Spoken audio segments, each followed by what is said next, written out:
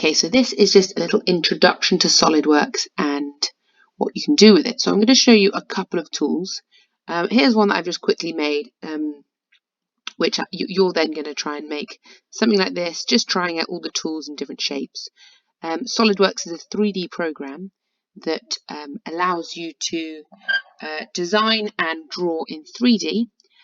You can then render it and make it look like the real product, and it's another way of modelling as opposed to doing something in the workshop.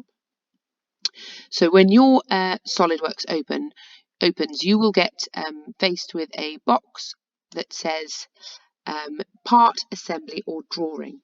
I realise that this isn't showing up on your computer from the video. For me, it's a privacy thing about my computer. I've tried to change it, but I can't.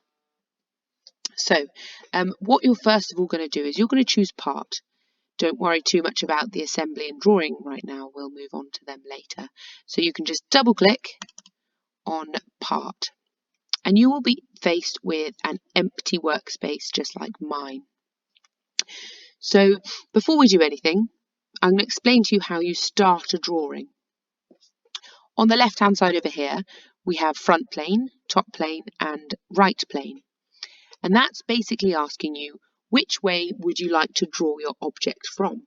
Would you like to draw it from the top, so bird's eye view? Would you like to draw it from the front, the right, and obviously that's the left as well? So it's just saying, where would you like your worksheet to begin with? So what we're going to do is we're going to start by drawing from the front plane. And you'll see when I click front plane, this box comes up. And it'd be easier to draw on that if it was flat on the screen.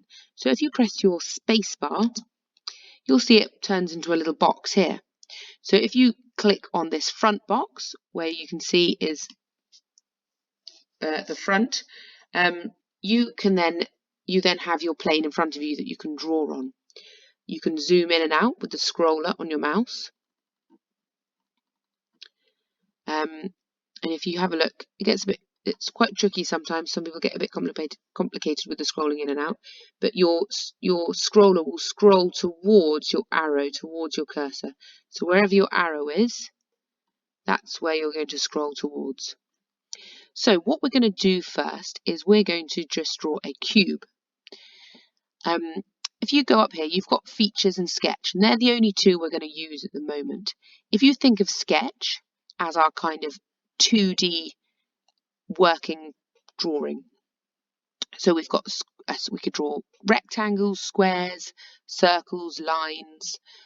This kind of gives you the 2D aspect to your drawing. So if we start with a cube, so you choose the rectangle tool, and I'm just going to click and drag, and you'll see a square or rectangle will appear. What I would need to make sure is that I would like mine to be a square, so I'm going to I need to make sure both of these sides are the same length. So if I go back up here next to my shape options, there's something that says Smart Dimension. If I click on Smart Dimension, I can then click on the side of the square, one click, drag out, click again, and a little box will appear which you can't see, but if you put in 100, then press enter, that line will now be 100 millimeters. To make sure it's in millimeters, if you look down in the bottom right hand corner of your screen, it should say mmgs. If it doesn't, just click up from that and you'll be given more options. I'm now going to click on this line, click, drag out, click again, and put in 100. Now both of those sides are 100 millimeters. In order to make it into a cube, I then need to go to the 3D feature, which is under features. So an easy way to remember it for me is sketch is always 2D and features is always 3D. You always need to sketch something first in 2D before you can make it 3D.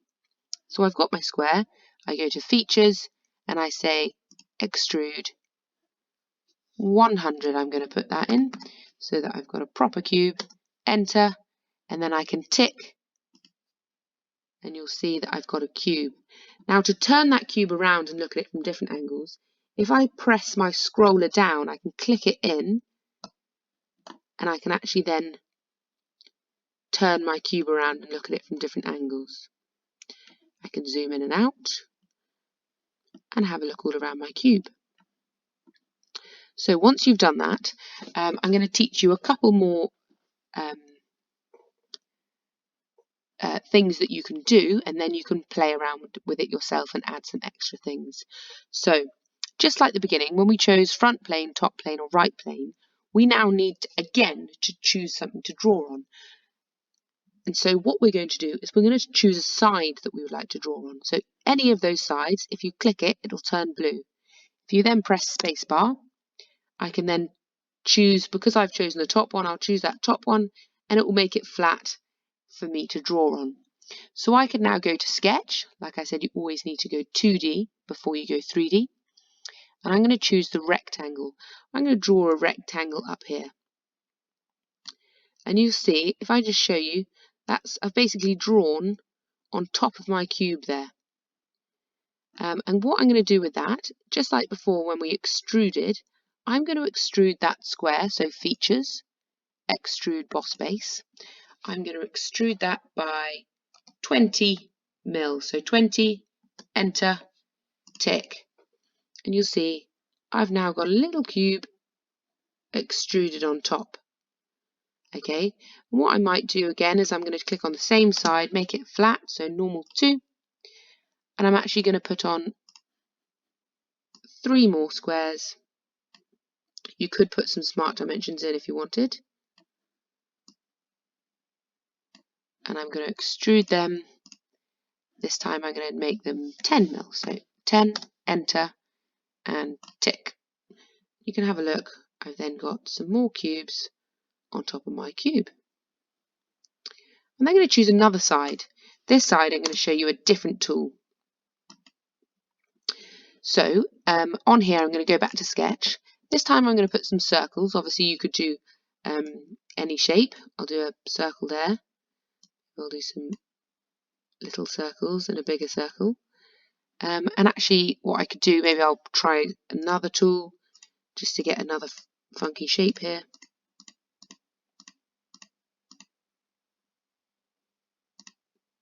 There we go. It'll go blue to show you that it's a complete sketch. So now I've got all these drawings on my on the side of my cube. As you can see, if I turn it, they're on the side of my cube. And what I can do is I want this time, instead of pulling them out, instead of extruding them out, I'm actually going to cut them in. So I go back to features because it's a 3D option.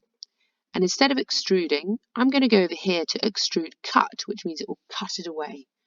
So extrude cut, and I'm going to extrude cut it 20 mil. So enter and tick. And now if I turn it on its side, you'll see that those shapes have this time been cut into the side of the square. So we've got on top here, we've got our squares that we extrude boss base, and here we've got where we cut in with extrude cut.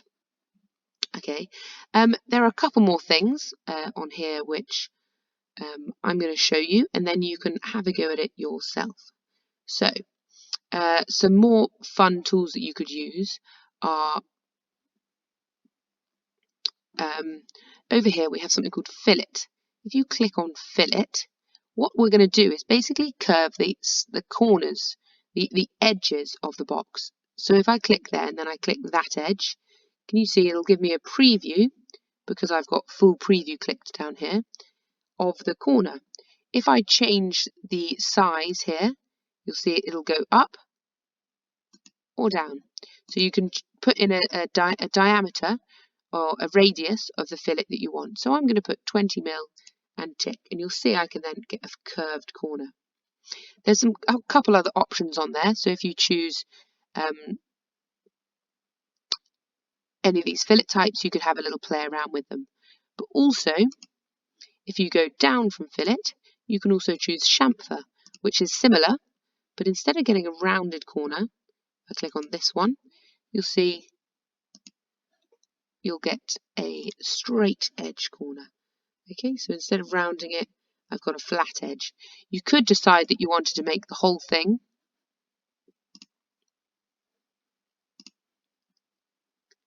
rounded.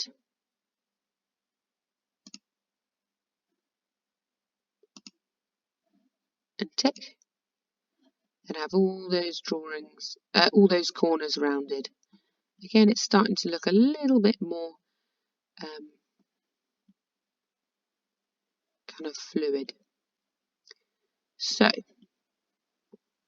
having taught you those couple of tools, I want you to keep playing around with the cube that you've drawn. Keep trying some different tools and getting used to using Solidworks.